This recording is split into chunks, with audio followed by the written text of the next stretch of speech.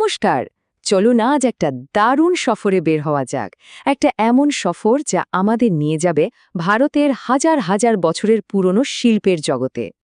এত বড় একটা ইতিহাসের গল্প, কিন্তু এর শুরুটা জানেন খুব সাধারণ, খুব ঘরোয়া একটা জায়গা থেকে, একটা মেয়ে আর একটা দেয়ালকে ঘিরে। পরিচয় করা যাক এর সাথে। এ হলো ফুলমণি, এক সাঁওতাল মেয়ে, যার জগৎটা তার বাড়ির মাটির দেয়ালের মতোই রঙিন। সে তার চারপাশে যা দেখে, মানে গাছ, ফুল, পাখি, সেগুলোরই গল্প আঁকে। তার এই আঁকাটা দেখতে খুব সহজ সরল মনে হলেও এর শিকড় যে কত গভীরে লুকিয়ে আছে তা আমরা হয়তো ভাবতেও পারি না। তো ফুলমণি যে দেয়ালে ছবি আঁকছে, এটা কিন্তু আজকের কোনো নতুন ব্যাপার নয়। এই যে একটা শিল্প তৈরির ইচ্ছে, এটা আসলে হাজার হাজার বছরের একটা ঐতিহ্যের অংশ। চলুন আমরাও ফুলমণির গ্রামের সময় থেকে একটা লম্বা লাফ দিই। সোজা চলে যাই প্রায় ২,০০০ বছর আগে অজন্তা এলোরার গুহায়, আর সেখান থেকে আরও অতলে ২০,০০০-এরও বেশি বছর আগের ভীমবেটকার পাথরে আশ্রয়। তো চলুন আমাদের যাত্রার প্রথম ধাপে পা রাখা যাক।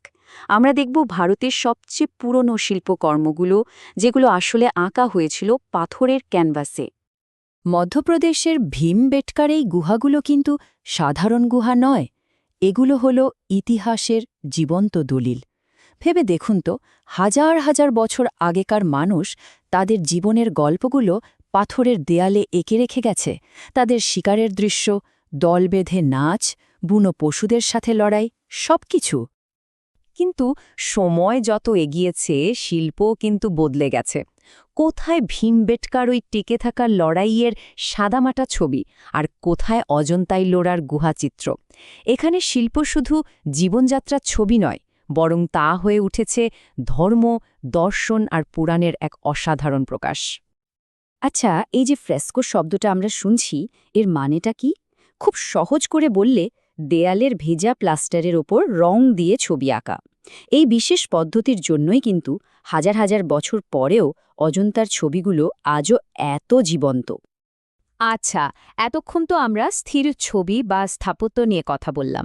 এবার চলুন ভারতের সেই শিল্পের জগতে যাই, যেখানে আছে গতি, আছে ছন্দ, মানে নাচ, গান আর নাটকের বর্ণময় দুনিয়ায়। একটা খুব ইন্টারেস্টিং ব্যাপার হলো, ভারতের অনেক ক্লাসিক্যাল নাচের শুরুটা কিন্তু হয়েছিল মন্দিরের ভেতর থেকে। এই নাচগুলো ছিল আসলে ঈশ্বরের উপাসনার একটা মাধ্যম। তাই এখানে নাচ মানে শুধু বিনোদন নয়, ভক্তি আর সাধনার একটা গভীর রূপ। শাস্ত্রীয় নৃত্যের পাশাপাশি পুরো ভারত জুড়ে ছড়িয়ে আছে তার মাটির কাছাকাছি নাচ, মানে লোকনৃত্য। এই নাচগুলো যেন এক একটা অঞ্চলের উৎসব আর জীবনের প্রতিচ্ছবি। যেমন ধরুন পাঞ্জাবের ভাংড়ার সেই জোশ, বা গুজরাটের ডান্ডিয়ার রঙিন উৎসব, কিংবা আমাদের পশ্চিমবঙ্গের ছৌ নাচের কথাই ধরুন, যেখানে মুখোশের আড়ালে লুকিয়ে থাকে কত গল্প। ভারতের ক্লাসিক্যাল নাচ কিন্তু শুধু নাচ নয়, এর সাথে ওতপ্রোতভাবে জড়িয়ে আছে অভিনয়। নর্তকীরা তাদের পোশাক, হাতের মুদ্রা আর মুখের অভিব্যক্তির মাধ্যমে এক একটা আস্ত পৌরাণিক গল্প আমাদের সামনে তুলে ধরেন। আর তাতে সঙ্গত করে সেতার, তবলার মতো বাদ্যযন্ত্রগুলো, যা সেই গল্পে প্রাণ এনে দেয়। নাচের পাশাপাশি লোকনাট্যের ঐতিহ্যও কিন্তু বেশ পুরনো।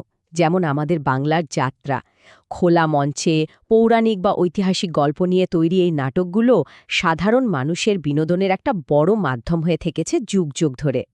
চলুন এবার একটু অন্য স্কেলে শিল্পের কথা ভাবা যাক, ভারতের সেই সব বিশাল স্থাপত্যের কথা, যেগুলো এক একটা সাম্রাজ্য আর বিশ্বাসের গল্প বুকে নিয়ে আজও দাঁড়িয়ে আছে। এই স্থাপত্যের সাথে পরিচয় করিয়ে দেওয়ার হয়তো কোনো প্রয়োজনই নেই। তাজমহল, মুঘল সম্রাট শাহজাহানের তৈরি, তার প্রিয় স্ত্রী মমতাজের জন্য ভালোবাসার এক অমর নিদর্শন। এটা শুধু একটা সৌধ নয়, এ যেন সাদা পাথরে লেখা এক প্রেমের মহাকাব্য। ভাবতে পারেন, ২২টা বছর আর ২০,০০০-এরও বেশি শ্রমিকের দিন রাত এক করা পরিশ্রম, এই বিশাল কর্মযজ্ঞের ফলেই কিন্তু তৈরি হয়েছে এই অসামান্য স্থাপত্য। তবে শুধু তাজমহলই নয়, ভারত জুড়ে এমন স্থাপত্যের বিস্ময়ে আরও কত আছে। দিল্লির লালকেল্লা, ফতেপুর সিক্রির ওই বিশাল বুলন্দ দরওয়াজা বা আগ্রার দুর্গ, এগুলো সবই মুঘল স্থাপত্যের অসাধারণ সব নিদর্শন। ফুলমুনির মতো হয়তো আরও অনেকেই স্বপ্ন দেখে একদিন এই জায়গাগুলো নিজের চোখে দেখবে। তো এতক্ষণ আমরা অতীত থেকে বর্তমানে একটা লম্বা সফর করলাম। এবার চলুন সব কিছুকে একসাথে এনে দেখি কিভাবে অতীতের এই শিল্পগুলো আজকের দিনেও আমাদের সাথে কথা বলছে। এখানেই আসল বিষয়টা লুকিয়ে আছে। একদিকে হাজার হাজার বছর আগের ভীমবেটকার গুহার শিকারের দৃশ্য, আর অন্যদিকে আজকের দিনের একজন ছৌ নৃত্য শিল্পী। হয়তো সময় বদলেছে, মাধ্যম বদলেছে, কিন্তু ওই যে গল্প বলার ইচ্ছেটা, ওই আবেগটা, ওটা কিন্তু একই রয়ে গেছে। এটাই ভারতীয় শিল্পের আসল শক্তি। তাহলে মূল কথাটা কি দাঁড়ালো? এই ঐতিহ্য কিন্তু শুধু মিউজিয়ামে সাজিয়ে রাখার জিনিস নয়, এটা আজও বেঁচে আছে। ফুলমণির ওই মাটির দেয়ালে, কোনো গ্রামের লোকনৃত্যের তালে বা কোনো উৎসবের রঙে। এটা একটা নদীর মতো যা বয়েই চলেছে। শেষে একটা প্রশ্ন রেখে যাই, শিল্পকে যদি আমরা সময়ের সাথে একটা কথোপকথন ধরি, তাহলে এই আলোচনায় আমাদের ভূমিকাটা ঠিক কী? ফুলমণি তো তার আঁকার মধ্যে দিয়ে এই ঐতিহ্যকে এগিয়ে নিয়ে যাচ্ছে, আমরা কিভাবে এর অংশ হতে পারি? প্রশ্নটা কিন্তু ভাবার মতো।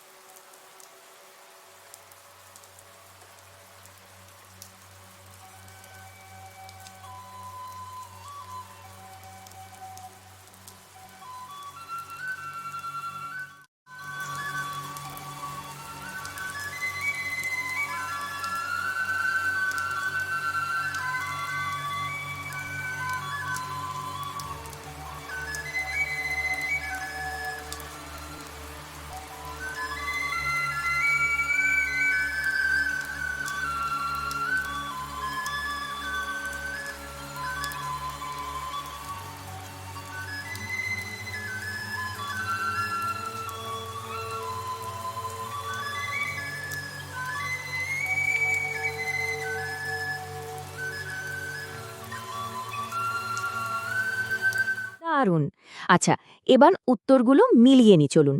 ভীমবেটকার গুহাচিত্রে কিন্তু মূলত লাল আর সাদা রং ব্যবহার করা হতো, আর এই রঙগুলো তারা বানাতো প্রাকৃতিক খনিজ থেকে। আচ্ছা, পরেরটা, ভারতের বেশিরভাগ ক্লাসিক্যাল নাচের শুরু হয়েছিল মন্দির থেকে, যেখানে নাচ ছিল একরকম উপাসনা। আর এলোরার গুহাতেই তো আছে পৃথিবীর সবচেয়ে বড় মনোলিথিক ভাস্কর্য কৈলাস মন্দির। আর শেষে অজন্তার ফ্রেস্কো বা দেয়ালচিত্রগুলোতে জাতকের গল্প বলা আছে, যেগুলো দেখলে মনে হয় আজও জীবন্ত।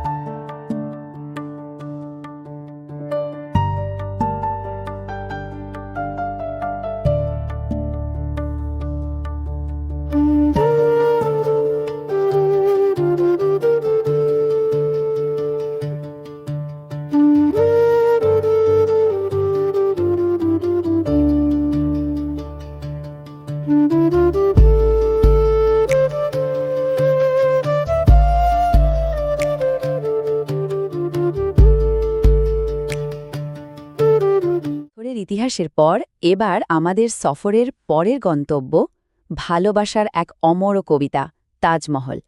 চলুন এর ধবধবে সাদা সৌন্দর্যের গভীরে ডুব দেওয়ার জন্য তৈরি হয়ে যাই। তাজমহলের এই যে অবিশ্বাস্য সৌন্দর্য, তাকে শব্দে বাঁধা সত্যিই খুব কঠিন। কিন্তু এর পরিচয়ের পেছনে কয়েকটা জরুরি তথ্য আছে। চলুন এগুলো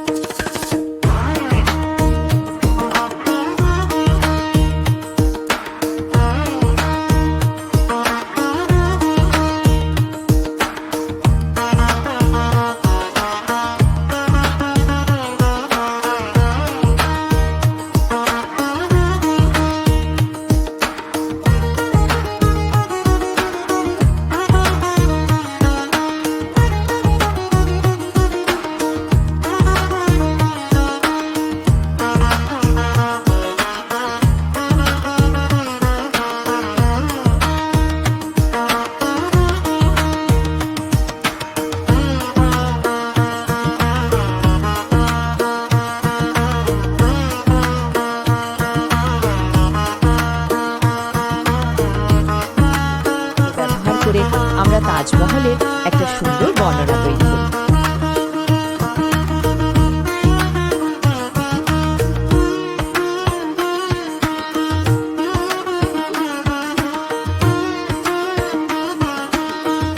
দেখুন তো, তথ্যগুলো একসাথে সাজালেই তাজমহলের একটা সম্পূর্ণ ছবি চোখের সামনে চলে আসে। আগ্রায় যমুনা নদীর তীরে এই সমাধিসৌধটা পুরোটাই ধবধবে সাদা মার্বেল দিয়ে তৈরি। এটা শুধু শাহজাহান আর মুমতাজ মহলের ভালোবাসার প্রতীক নয়, এটা বিশ্বের সপ্তাশ্চর্যেরও একটা।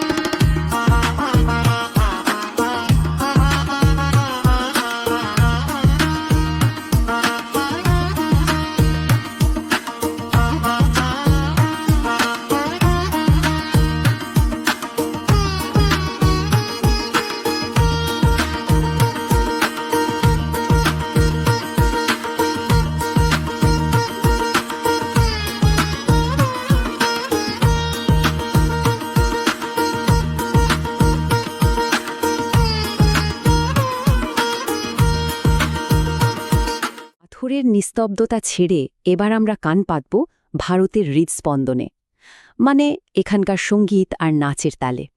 চলুন ঢুকে পড়া যাক মানুষের প্রাণের এই উৎসবে।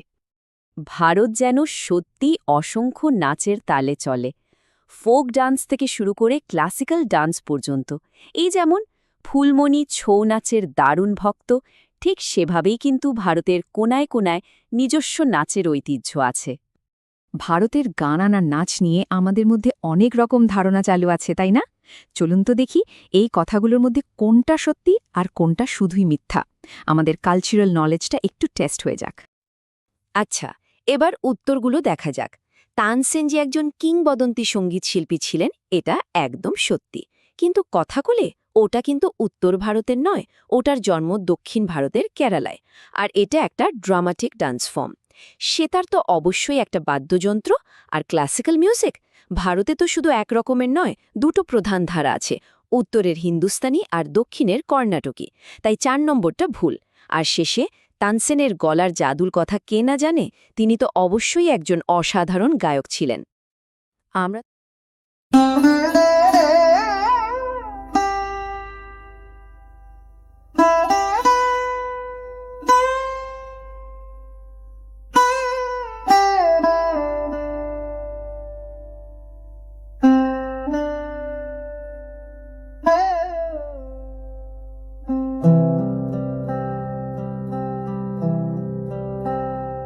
এতক্ষণ ইতিহাস আর শিল্প নিয়ে কত কথা বললাম, কিন্তু এই সব অভিজ্ঞতাকে সুন্দর করে গুছিয়ে বলার জন্য সবচেয়ে জরুরি কি বলুন তো? ভাষা। চলুন এবার আমাদের সফরের একটা অন্যরকম দিকে মন দেয়া যাক, আর সেটা হলো শব্দের শক্তি আর তার ঠিকঠাক ব্যবহার। ভাষাকে আরও সুন্দর আর সাবলীল করার একটা সহজ রাস্তা হল প্রোনাউন বা সর্বনাম ব্যবহার করা। দেখুন, বারবার ডগ দ্য ডগ না বলে এট বললে বাক্যটা শুনতে কত সোজা আর স্বাভাবিক লাগে। ঠিক সেভাবেই অনেকগুলো নামের বদলে দে ব্যবহার করলে কথার ফ্লোটাই পাল্টে যায়। এই একই নিয়ম আমরা এখানেও কাজে লাগিয়েছি।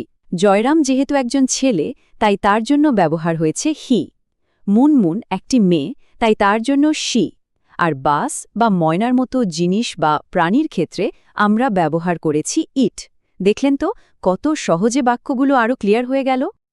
এবার আসি পসেসিভ প্রোনাউনের কথায়, মানে যেগুলো দিয়ে অধিকার বা সম্পর্ক বোঝানো হয়। যেমন রবির কুকুর, তাই এটা হলো হিজ প্যাট ডগ। আমার স্কুল, তাই মাই স্কুল। বাবার বাড়ি, তাই হিজ হাউস। আর কুকুরের নিজের লেজ, তাই ব্যবহার করা হয়েছে ইটস টেল। প্রত্যেকটা প্রোনাউন এখানে পরিষ্কার করে দিচ্ছে জিনিসটা কার।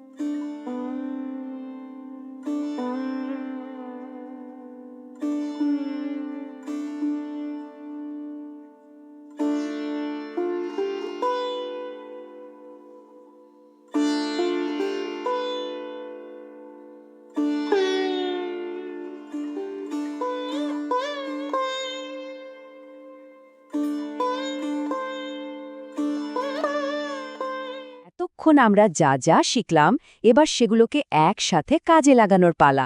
এই বাক্যগুলোতে কিন্তু পার্সোনাল আর পজেসিভ দুরকম প্রোনাউনই বসাতে হবে। চলুন দেখি আমরা ঠিকঠাক শব্দগুলো খুঁজে বের করতে পারি কিনা। আর এই হলো তার সমাধান। অজন্তা গুহার নিজের ফ্রেস্কো, তাই ইটস। উদয়শঙ্কর একজন ব্যক্তি, তাই হি। আর তার নিজের দল, তাই হিজ ট্রুপ। নন্দলাল বসুর আঁকা ছবি, তাই হিজ ড্রয়িংস। আর তাজমহল যেহেতু একটা সৌধ বা বস্তু, তাই ব্যবহার করা হয়েছে ইট। দেখুন, সঠিক প্রোনাউন ব্যবহার করলে বাক্যের মানেটা কত পরিষ্কার হয়ে যায়।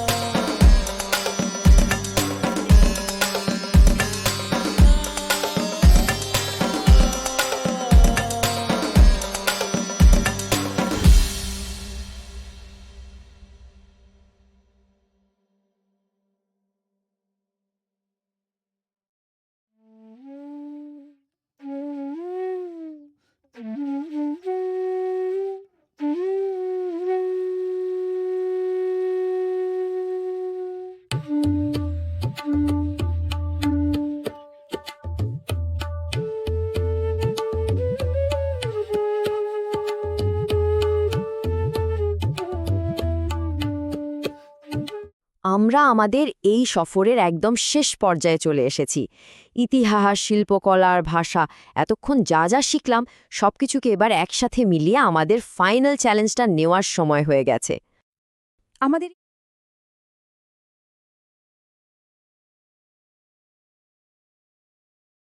পুরো জার্নিটাই তো ছিল বিস্ময়ে ভরা, অনেকটা ম্যাজিকের মতো, তাই না? চলুন সেই ম্যাজিকের আমেজেই আমাদের শেষ চ্যালেঞ্জটা নেওয়া যাক। ভাবুন তো, একটা জাদুকরের ছবি চোখের সামনে, আর তাকে 5টা বাক্যে বর্ণনা করতে হবে। আমাদের অবজারভেশন স্কিল আর ভাষার দক্ষতা দুটোই কিন্তু এখানে কাজে লাগবে। এই দেখুন, একটা পারফেক্ট বর্ণনা ঠিক কেমন হতে পারে। এখানে কিন্তু শুধু বলা হয়নি যে একজন জাদুকর আছে, বরং তার পোশাক কেমন, তার হাতের ভঙ্গি কীরকম, সে ঠিক কী করছে তার একটা ডিটেলড বর্ণনা দেয়া হয়েছে। প্রত্যেকটা বাক্য একটা করে নতুন তথ্য দিয়ে পুরো ছবিটাকে যেন জীবন্ত করে তুলেছে।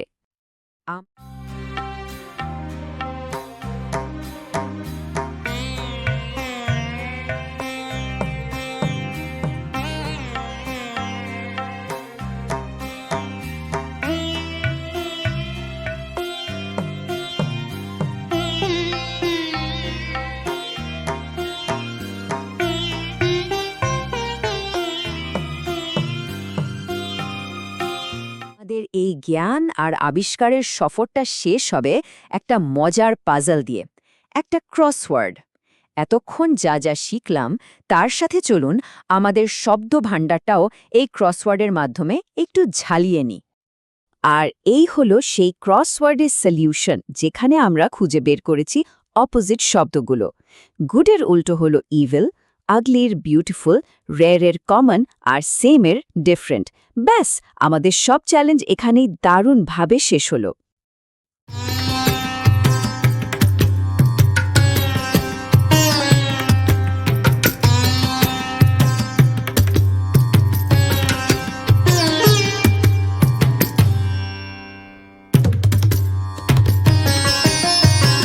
ফুলমণির সাথে আমাদের এই অসাধারণ সফরটা হয়তো এখানেই শেষ হচ্ছে, কিন্তু আসল আবিষ্কারের জার্নিটা তো এখন থেকে শুরু।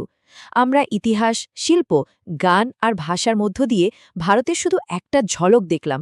এবার ভাবার পালা, আমাদের চারপাশের এই পৃথিবীতে এমন আরও কত অজানা গল্প লুকিয়ে আছে। সেই খোঁজটা কিন্তু চালিয়ে যেতে হবে।